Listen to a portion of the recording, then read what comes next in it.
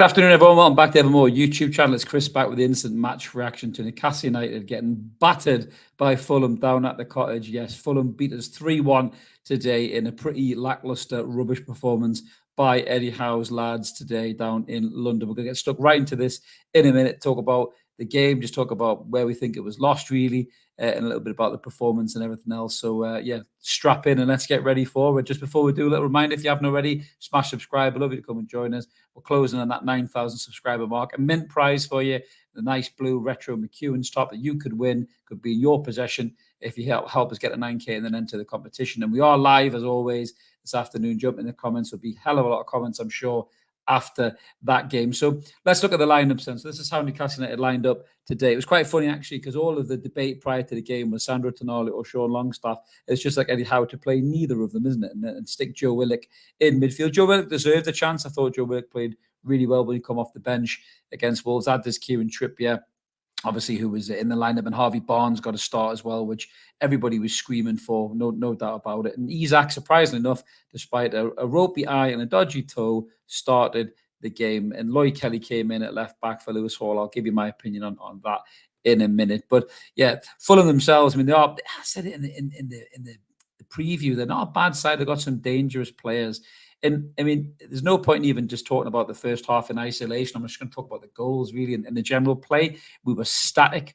Our passing was poor. There was no intensity. There was very little desire, to press anybody, and none more evident than the first goal. I mean, we had three men over on the pitch for Adama Traore, who, is built like a brick shithouse, runs, like the Flash, and has more baby oil on his arms than a fucking Chippendale World Tour. But we had three men on him, and not one person closed him down for the cross to Raul Jimenez for the first goal. They just stood there and watched him whip it in. And Traore is a funny player because sometimes he can run down the line, skin three players with loads of pace, and try and cross it and ends up in somebody's back garden, or it ends up right at the days of centre forward. It's great centre forward player by Jimenez, you have to say. And to be honest with you, a little sidestep away from the game, it's class to see that lad playing again after that horrific head injury. It really is. I know we were pissed off he scored today, but it's good to see him doing what he does best again. And he's looking like he's getting back to that Wolves form. But Fabian Schär, what you doing, man? Get tighter, get closer. I mean, Raul Jimenez had time to bring it down his chest, probably write a fucking love song for his missus, pop to the garage for some flowers and chocolates, and then scored a fucking goal. Where were you? You were nowhere near him. It was absolutely atrocious. It's a tidy finish in the bottom corner. We had a goal disallowed by Joe Linton seconds before that, which was a hell of a strike, to be fair. Joe Linton didn't do a great deal other than that, I think, in the game, to be brutally honest with you. And then they go down there and they get that first goal. And then after that, we just completely go to sleep. Nobody's looked like they give a fuck. I mean, Anthony Gordon today, the worst games I've ever seen Anthony Gordon play for Newcastle tonight today, was shocking. He was like a moody teenager who didn't want to go on the family holiday. He was stropping around. He was lying on the floor. He was throwing his arms up. He wasn't passing the teammates in key positions. He was shit, one of a better word. He really, really was. Alexander Isak was fucked today. Totally knackered. Should never have started him at all. His touch was off. His movement was off. Everything was off from Alexander Isak today. He shouldn't have even bothered starting him. Should have played a Salah. Brought him on later on, and lad did all right. But just before the second goal, Emile Smith-Rowe does exactly the same fucking move that he did for the goal. He runs through, little 1-2 with Iwobi, hits the bar, and you're thinking, right, okay, watch that run. There's a warning shot. What does he do? Less than 5 or 6 minutes later, exactly the same move, and this time he toe pokes it in. And Nick Pope, I'm sorry, I've seen a few in the chat already talking about man of the match. Nick Pope, he cannot get man of the match for a powder puff hand to a ball like that. It was absolutely diabolical. Was that attempt of a save? Can't even call it a save. It's an insult to a save. That's how bad it was. It really, really was. And I'm looking at that lineup and that team. I'm thinking, I want more than that from you. I mean, we talked about riding a luck, for weeks, but we've been shit this season so far. 4 games in, 5 games in now. We've been terrible, really, and we still managed to get results. And yes, that's great in the moment when you're winning games and people are talking about going top today and everything else. But with a performance like that in the first half, the game was completely dead and buried. He makes the changes at halftime. He brings on Lewis Hall, and he brings on Jacob Murphy. And I think, again, Willock was a bit unlucky to be subbed off. I thought Gordon was stinking. I thought Joe Linton was stinking. Bruno was poor as well today. I mean, he's not exempt from criticism. And I really think Willock could have had a little bit longer in the game. So a bit weird that he hooked him. Lloyd Kelly, Lloyd Kelly is a good defender, but starting him is a negative move. You lose that overlap that Lewis Hall brings you. You lose that ability to stretch teams and that ability to create space for a Harvey Barnes or an Anthony Gordon when Lloyd Kelly is playing instead of Lewis Hall. He's just a better version of Dan Burn is basically what he is. And when he plays, I just feel like it's a negative move. I thought Lewis Hall brightened it up when he come on, but Jacob Murphy was excellent when he come on. He looked dynamic. He puts the ball through. Lovely finish by Harvey Barnes to get us back into the game straight after the kickoff. Really, I was in the chat of the Toon Review at halftime, jumped back on, and I think they were slightly ahead of me on my stream because I heard Paul screaming about the goal before I actually saw it myself. But it was a tidy finish once again by Harvey Barnes. But how many more times, anyhow, are you going to allow the game to disappear from you and rely on Harvey Barnes to ride in like fucking Thor and Wakanda to save the day? It's getting ridiculous, mate. We need to take control of games. Again, he waited 70-odd minutes till Sandro Tonali comes on. I mean, to be honest with you, at one point, I actually did think he was going to bring on Sean Longstaff over Sandro Tonali. I think everybody would have lost their fucking minds about that. I know I would have done. But, you know, we'll look like we're trying to get back into the game. It's 2-1. We've got chances, and then the ball breaks. Oh, my God. You know, he's having nightmares about this. The ball breaks. It's Fabian Schär and Alexander Isak. I don't know what Leno's doing. He gift wraps it and gives it. And Schär's got two choices. He either scores or he squares it to Isak, who scores, and he blasts it wide in a rush of blood to the head. I've no idea what he's doing. That was the chance for the equaliser. Came and went. And then up at the other end of the park, Bruno Guimaraes, so many times he does this. I love Bruno to bits, but so many times he overplays in tight areas and difficult positions, and he looks for a really hard pass. And you know, normally if it's in the midfield, we can cut it out before it gets to the, you know, to the back line. Don't do it in your fucking box, Bruno. You know, he was telling the fans after the game it was his fault. And, you know, I appreciate that kind of ownership of the problem, but don't do that in your own box. Now, Mark was saying it's because he doesn't trust Pope. I'll get into Pope in a minute because I think he's way off the pace. Nick Pope, I think these injuries have took a real shade off Nick Pope's quality. They've hurt him really physically and in terms of his ability as a keeper, and we were sleeping on Mamadashvili on that one. But if he doesn't trust Pope, just blast the fucking thing out of play, Bruno. But he doesn't. He pops it across the box. Reece Nelson latches on, and it's 3-1, and the game's dead and buried. And just shit, really, just really crap, really depressing, you know. And yeah, that's my thoughts on it for now. So let's get some of your thoughts on it. So we've got Cab in the comments there saying that I think Isak looked isolated. Yeah, I do think he looked isolated, but he wasn't fit. Cabby shouldn't have played at all. Yeah, George is saying we've been awful this season. Can't see us improving anytime soon. We've only got Man City next, George, and the scoreline does flatter us. There's absolutely no doubt about that at all, mate. It could have been 5 or 6. Graham is saying, said all along, we need a creative number 10 or 3 midfielders. Don't create enough. We rely on power and strength, which is well and good at the time, but we need to have options. Yeah, we don't have a creative influence. We don't have somebody that can unlock the door, you know, and find those pockets of space. You know, I always think like a Mesut Ozil, you know, he did fuck all everywhere else in the pitch, but when it came to that key moment, you know, he could thread that ball through that needle. Sandro Tonali did it if you saw when he come on straight to Isak, and Isak dipped the shoulder and went. Now, because he was unfit, he couldn't do anything about it, but if he'd been a bit sharper, that could have led to a goal as well. But Sandro was the only player who tried that. He'd been in the pitch for about 30 seconds, and I agree with you, Cab. Haaland's going to have a fucking field day against us next week when we play them in the Premier League if we don't improve massively, because it really is worrying.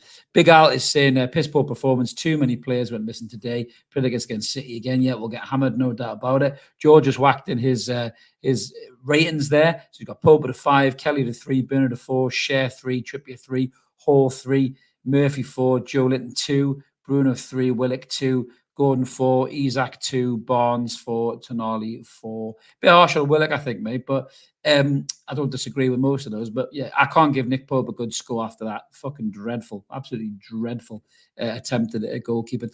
Bryce saying he thinks Howe's days could be numbered. Hope I'm wrong, but they look for an excuse to pump him. I must admit, Bry, when I looked at the crowd and I had a look at Mitchell's face, this, you know, I know people are giving Craig Hope a hard time. You know, there's people actually making content videos just basically digging Craig Hope out. I'm not digging him out because it's his job to write pieces, and if he gets a bit of news, he's going to write pieces about it. But surely you're not naive enough to think something is not wrong behind the scenes. You know, they don't look like they're getting on. You know, if Howe's not putting in the performances in terms of his coaching abilities, I think Mitchell will try and get him out. He really will, and then we'll be in big trouble. But if the results aren't coming on the pitch, it'll be hard to, you know, for anybody to really champion Eddie Howe's case, really, no matter how much Kool-Aid you've drank.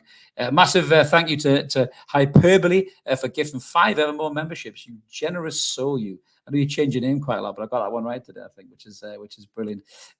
George said, "Come on, Chris, give us the catharsis." I'll certainly try, mate. I'll certainly try. It's difficult after watching that. Yeah. A question from Garrett Goss saying, "What's wrong with Gordon?" I don't know what's wrong with Gordon. All this stuff about whether he wanted to leave or whether he didn't want to leave to Liverpool, you've got to start questioning that, because he just does not look himself. You can't keep blaming the England thing, because England's come and gone now. Southgate's come and gone now. He played for England, not too long ago, and he did all right, did quite well against England. Against Ireland, he should have got a goal as well. So you can't keep blaming that. He was piss poor today. Looked selfish, looked greedy, looked the kind of player that we all used to critique when he was at Everton today. He didn't look like the player who lit up the Premier League last season. And, whatever's going on with Gordon, I know he's a very kind of well-rounded lad. I saw the interview he did with Gary Neville about, the meditation side and all that. You better lock that door and start saying, Anthony, because you need to fucking sort something out, pal, because it is not good at the minute. Your form is very, very poor, my friend. Adrian, Chris, how are you to sack Eddie Howe now and bring Tuchel in as a manager? It's a tricky one. That, I mean, Tuchel's got pedigree. There's no doubt about that. And as long as Tuchel's kicking his heels up, there is going to be that pressure on the likes of Eddie Howe, because Tuchel is efficient in terms of getting results. He's won trophies. He's managed some of the biggest teams in world football. So yeah, you could say there's an argument for Tuchel. I think Eddie still has credit in the bank in terms of the sentimentality and the just the emotional connection to the fan base. So I think they'll be very wary of flicking Eddie before time to not ignite this big war with the fan base. But results change mentality, and if the results go, off the edge of a cliff, then it doesn't matter how much Kool-Aid people have bathed in, they'll be questioned anyhow. But yeah, it is a worry. It is a worry to see these results coming through. Chipper saying, "How got it wrong again?" I totally agree, mate. How many times now? Why is he not playing the strongest 11? Do you know what, Chippers? It's a question that I'd love to ask him. The journalists aren't asking. Why aren't they asking? Yes, Barnes played it, then he started and he got a goal, and Barnes, to me, Barnes was my man of the match. They were all shit. So I'm not saying Barnes was great by any stretch of imagination, but at least he tried and he gets his goal. He put a lovely crossing for Joe Linton. He could have a goal and assist. He nearly got a goal at the back stick as well. So, but nobody else seemed to give a fuck. Nobody was trying, but when you're looking at that from the manager, Chippers is right. Sandro Tonali's on the bench. Isak's knackered and you're not playing a Salah. You got to start asking, why is he not doing that? Because no matter how good Alexander Isak is, when he's on one foot, and he can't fucking see properly, like John Cena, then he shouldn't be fucking playing, should he? Do you know what I mean? I don't understand why he is playing. Great summary of the game there, Sean. Pile of shite, indeed. And I agree with you, Roger. Intensity was our identity. What's our identity now? Does anybody know? Let me know in the comments if you do know what our identity is now, because it sure as shit isn't that. Thanks for your super chat, Graham. Really appreciate that, buddy. That was awful. Gordon looks like he wanted to be somewhere else. Body language was awful from Gordon. It really, really was. And once that rot starts to set in, Graham, you're totally right. It's a massive concern, And when you've got somebody like Barnes and him who are basically vying for the same position, Barnes looked like he was giving everything today. He's got goals, he's got assists. I think the commentator said in the last 6 games, Barnes has got 4 goals and 1 assist. That's great stats. So Gordon's not delivering at the minute. So yeah, for me, Gordon can ride the fucking pine in the next game. I'd bench him. I'd play Murphy outright. He put good shift in today, or even give Miggy a chance. I can't believe I'm even saying that out loud. And then stick Barnes out on the left-hand side. I really would, unless Isak's completely fucked. Hopefully by the time City rolls around, he'll be all right. I don't think he'll play against AFC Wimbledon, who are playing, not MK Dons. Mark, is that right? You're in the background somewhere there. I keep getting the wrong fucking team. I blame them for splitting the team up. It's their fault. It's not my fault. Comment there from Steve saying, "Spot on, Chris. Disgusting behavior from Gordon like a child." It went right back, Steve, to the Gordon that we didn't want to sign. And I don't know what's going on with him. Hopefully Eddie Howe can get him through this difficult period of his career. Because it's all been great since he's been here. But at the minute, it's really turning sour. So he needs to try and get him back firing on all cylinders. Maybe a spell on the bench might give him a kick up the arse, might sort him out. Comment from Phil saying, yeah, Man City will be licking their lips. No doubt about that at all. I think certainly Haaland will be licking his chops. The amount of space we left at the back today. Burn put a couple of good tackles in, but again, his lack of pace, his lack of movement. This isn't the Sven Botman that Haaland will be up against. This is going to be Dan Burn and Fabian Schär. And today they were stinking. Against Raul Jimenez, who, yes, is a decent striker, but I mean, he's not earning hard, is he? Let's be honest with you. Kiwi Town saying Sandro was starter against the French and on the bench against Fulham. Go figure. Well, that's a good question. He's good enough for Italy. Why he's not good enough for you, Eddie? Vincent saying bad day at the office, lads. Well, it was Vincent, but I think we've had a few bad days at the office. Just luckily for us, someone's done the paperwork for. We managed to get out on time and get a pint. Basically, using that analogy, because we've been poor. This has been coming. You can't say this hasn't been coming all season. We haven't been great at all. The first game against Southampton was hard to judge because of the red card, but every game subsequently after that, the movement doesn't look fluid enough. The passing isn't crisp. The intensity isn't there. And I don't know what is the problem. Is it James Bunce? Is it James Bunce in the background? Is it him telling Eddie that you can't play a certain way? Is that causing the problem? I don't know. Let us know in the comments what you guys think about that, because it's a very interesting question. If it is Bunce's interference, which is what I'm going to call it, then it's throwing everybody off their axes. And to me, that's not good, and that needs to be sorted. I don't know if this is a response to somebody else to Coyne, but I'm not blaming Longstaff today. No, I can't connect because he didn't play. I will blame when he loses the ball, though, mate, which he did last week, and that's exactly why I blamed him. Yeah, good to see you too, Craig. Thanks, mate. Really appreciate that. What we've got here. Yeah, we've got another comment from Sean saying that Gordon, for fuck's sake, definitely wants a January move. Shaggy looked like a twat. He does need to sort out barn. Our barn is lifting, isn't it? Loads of kids have got mullets today. I know, I'm not obviously in a position to have a mullet, but loads of people have got mullets in the minute. It's just, what's going on? Pickup trucks and six packs, boy. Fucking terrible, honestly. We've got a comment here from J7, the Brazilian. Not the real J7. Good to see you too, mate. Thank you so much. Dean saying a lot of players' heads were down. The word, Dean, that's disappointing. The mentality is normally strong and resilient. Even Marco Silva said that beforehand, didn't he, about Newcastle? But today they just look weak. They look beaten. When that first goal went, it was like, oh, well, here we go. It was reminiscent of the old days under Pardew and Bruce. It was really concerning, and I just don't know what's going on with it. Brainwash says it's a management problem. Maybe it is. Maybe the players have grown complacent. Or tired of Eddie Howe's management. I don't know. Players do that. There's better managers than Eddie Howe that have been ran out of time. Another comment from John saying, I can't blame long-standing tonight. It's not like I blame Sean every week, mate. I blamed him last week because he was shit. He got hooked at half-time. Even the manager thought that. Andy's saying, sooner or later, the shit show off the pitch will also filter down, depressing. I don't disagree, Andy. There's definitely something in the background, I think, mate, that is causing a little bit of unrest. And I do worry whether it's going to come down to the director of football or the manager. I really do. Julie J, yeah, hello. With this, mate. Everyone there, absolutely. It was a rubbish day, Julie. But thanks for jumping in the comments. We really appreciate you being in here with everybody else. Trevor saying, Howe has reached the ceiling. Thankfully, given the war with Mitchell, I think he'll get the sack. Oh, well, you can see it happening this week. Bloody hell, Trevor. You're putting a little cheeky bet on, mate. You'll get good odds on that down the bookie, I think. I don't think you'll get sacked that quick. I think it's going to be time. It's going to take a while, I think, for this to happen. I really, really do. I just think that he has enough credit in the bank from what's gone on previously. Mitchell's brand new. Eels is on a bit of a shaky nail after the way the transfer window's gone. So they're not going to bullet the manager, from one bad result. But if one bad result leads to 4, 5, 6 bad results, he could be in seriously, seriously big trouble. And that's football management for you. That's what happens. Is that low decay SA? This is all down to Howe's poor team selection. It's hard to disagree. It's hard to disagree with his team selection. He's the manager who got to pick the team to win the game. He didn't pick a team to win the game. That's the way it is. Uncle Buzzcocks, good to see you in the comments, mate. I just feel our squad isn't hungry anymore. Too many players not moved on. I agree with that. Picking up decent wages and happy with a top 10 finish. Need to rocket up them. Howe's lineup needs to improve. Yeah, I mean, the Wilson thing worries me. Obviously, I did my video about Wilson earlier on.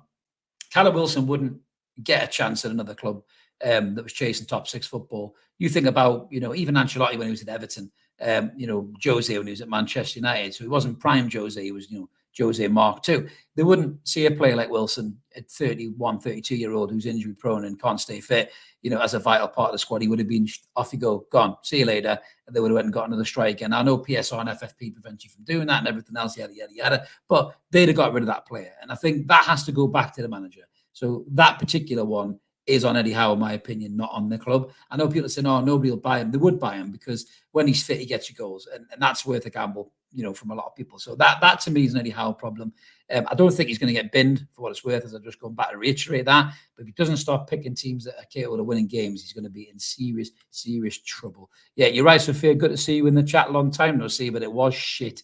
absolutely. But it's been coming. It's absolutely been coming, Sophia. And we can't be surprised by this. As Kev says, there 6 games all shite. We haven't been great. Has anybody watched a game this season and just felt that we were dominating and commanding and deserved to win that football game? Because I sure as hell haven't this season. I really, really haven't. And I think this goes back as well to the lack of activity in the transfer market too. The signings were really underwhelming, not just for us as fans, but I think also for the players. It didn't create any competition. When a top player comes in, I'm seeing Barnes, because Barnes is a good player, Barnes or Tonali, Isaac, Bruno, they all come in. Everyone raises their game because they go, Christ, look how good he is. I need to be better than him in training. But the guys who have come in aren't as good as the guys that we have. And I just feel it's really flatlined out, behind the scenes. And the momentum's really stalled in the Newcastle machine at the minute.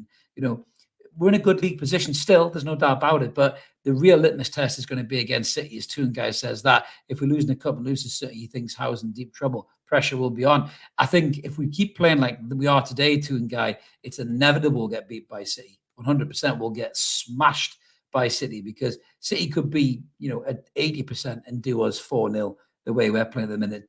More holes in a block of Swiss cheese, no movement, static, poor passing, bad decisions. And I just think if we do that against a top team, we're in serious, serious trouble. You're right, Julie. He's not above criticism. He is for some people, but certainly not on the Evermore community chat or on this channel or the likes of the Toon Review guys as well. We tell it like it is. We'll praise the manager when he does something well. We'll critique him when he does something bad. And today, that team selection wasn't right. It was poor. And I don't think he was brave enough to make decisions maybe quicker than he should have done as well. But you got to blame the lads too. I think the general play was awful as well. As Frank says, the luck ran out. I totally agree, mate. Not looking forward to next weekend. Pretty bad all season. Absolutely. It's when you're playing against teams like City, for example, we always seem to raise our game, don't we? So it'd just be like Newcastle to to show up and beat them 2-1, probably just to shut us all up. But you have to turn on against teams like Fulham as well. We should be taking our game to them, which is going back to my whole comment about Lloyd Kelly. It's a negative move, Eddie Howe. It's a negative move.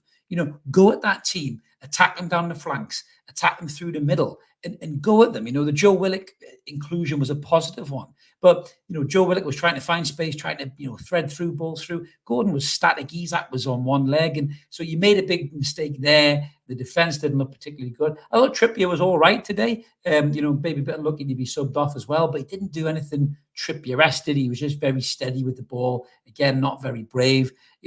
Bruno, not particularly brave today as well. Simple, easy passes, bottling it. Joe Linton, just poor positioning. So the big players didn't turn up for Newcastle today, and Fulham rightly so deserved that win, and it could have been a hell of a lot more, I think, than it was today. Unrealistic optimists saying this season we've relied on individual efforts to win games, and today we got found out 100%. If you keep relying on 25-yard screamers in the back of the net to save your bacon, then you are going to run out. No breaking bacon, Mark. Don't throw it up. I know you're in the background waiting to hit that button. We're not talking about him. Mind you, that performance today, there I knew he was going to do it. That performance was reminiscent of some of the old Steve Bruce performances, unfortunately. It wasn't as bad, but there was certain little sniffs of similarities, I think. Certainly the heads going down was really, really poor. The Brainwash says we need a more versatile manager. I mean, you got to think about the likes of managers that Mitchell's worked with. He's worked with Nagelsmann. He's worked with Pochettino. And they work with Conte as well, possibly, don't know. So he has worked with some very kind of innovative managers in his time, and he will be looking at what Howe is doing or not doing, and that's what concerns me a little bit. Do the PIF look at Mitchell and think his knowledge and his understanding of how modern day football should be done outweighs Eddie Howe's? That's a real problem, because Eddie Howe is the man who's got more points than any other team, minus, I think, was it City, Arsenal, and Liverpool, since he's been in charge. So he does deserve that respect. He does deserve that opportunity to do something and turn this around. I mean, it's only one defeat, to be fair. So turn around's a bit extreme. But he does have to start picking the right players in the right positions, or we are going to be in real trouble. We really, really are. I'm concerned about how he does it to change, how he changes things. Michael says last season's excuses were about playing multiple games per week, no time to train as a team. We have less games and more time to train. So why are we performing so poorly? Is it the Buns thing, mate? I don't know. Is it the Buns thing? Is he interfering with the game plan? I don't know. Paul saying we had a chance to upgrade the squad last year and we blew it. It's boring as fuck and our luck has run out. It's very hard to disagree with that, Paul. The play is really boring at the minute, really, really boring. It's just there just doesn't seem to be any plan B's, does there? Really, apart from give it to Harvey Barnes and let him fuck one in for from 25 yards. I hope that's directed at us. We thank you very much. Really appreciate that. I'm sure there's better ones than us, mind you, but we'll take it. We'll take it anyway. We'll take it. Some slagging off for Craig Hope there in the in the chat. I've actually met Craig, and I know he's massive, by the way. I mean, I'm not very tall, can't tell sitting down, but he's very, very tall lad. But he was actually all right, to be fair. I had a pipe with him. He was quite a nice fella. Tucoin is not a fan of Craig. Well, Roger likes Craig. Roger likes Craig as well. As Mark reminds you all, if you like this, smash the button. Little segue there. But Julie thinks Craig Hope is all doom and gloomy. He is definitely coming across that way. There's no doubt about it. And maybe that's pressure from above from Craig Hope, because when you have a beer with him, he's not like that at all, to be fair. We've got Mark the Celt in the chat. Good to see you, Mark. Good to have you on board, bud. Andy H is saying, when none of your players are turning up and look clueless, even your so-called stars, whose fault is it? Surely the writers on the wall. That does seem to be the start of things, doesn't it? Really, but let's just hope he can turn it around. To be fair, because coming there from Craig, expect more bad words. Well, somebody said I swore too much in one of the videos, so I thought I would swear a bit less, Crin. To be fair, but you know what'll happen? I'll get pissed off by Monday, and I'll be back at it, mate, as well.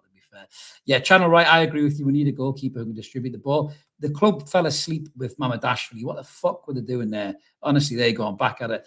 What were they doing? You know, Mamardashvili was massively the guy to go and get for the evolution of Newcastle's goalkeeping qualities. And they just didn't bother. They didn't bother their arse. They let it go. Off he went. They were more interested in Trafford, who is just a younger version of Pope, probably, to be fair. Just for me, yeah, not good at all. Graham said he's not due to sack, but needs to bollock the players with performances like that. He's too nice. I think that's what it is. I think he is. He's trying to be our best buddy, I think, as well. I'm sure he bollocks them behind the scenes, but we do need a little bit more. I think, from that.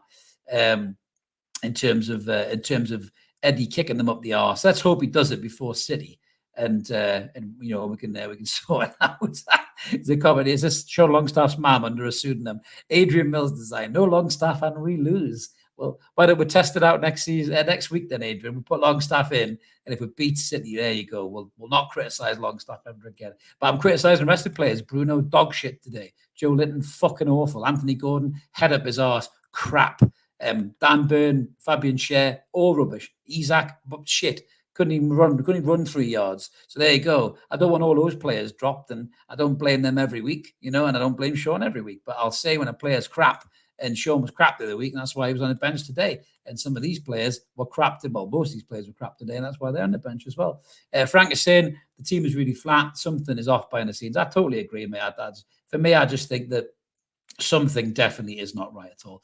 Another super chat from Crypto Rambo. Thanks for that, mate. We appreciate it. Like I said last week, I'd have sold Bruno, cashed in 100 million, get Gibbs White. I think he's a better player than Bruno in every aspect. Bruno's overrated. Ooh, mate. That is a hell of a comment. There'll be some of them be after you in the comments, I think, on that one, mate. But yeah, I think for me, I think selling Bruno would have been a huge thing for these guys to do, especially when they haven't invested in any players, because that is absolutely that is serious gamble by them to do that, and the backlash would have been immeasurable. Tony saying Nick Pope awful, has to save that second goal. Gordon was awful. His head's turned full circle. Tonali should start not 50 minutes in. Barnes is the only player trying. Howe got it wrong. Yeah, very hard to disagree with any of that, mate, to be fair, because they were all shit today. Harvey Barnes is about the only one. I agree with you, Sophie. He did look stoned, didn't he? Is it the shit mullet hairdo that he's got possibly? It makes him look like a stoner from like True Romance or something, sleeping on a sofa with Christian Slater and Brad Pitt. But yeah, he really needs to get his head out of his arse because he's awful at the minute. He really is. Oh, God. Welcome on Evan Graham saying Wimbledon, no certainty, shades of Hereford. Don't start with that, Graham. Fucking hell. It's scary enough to think that we might not win that game and then get humped off City, but don't start saying it's going to be a giant killer, mate. Oh, my days. Petrified by that.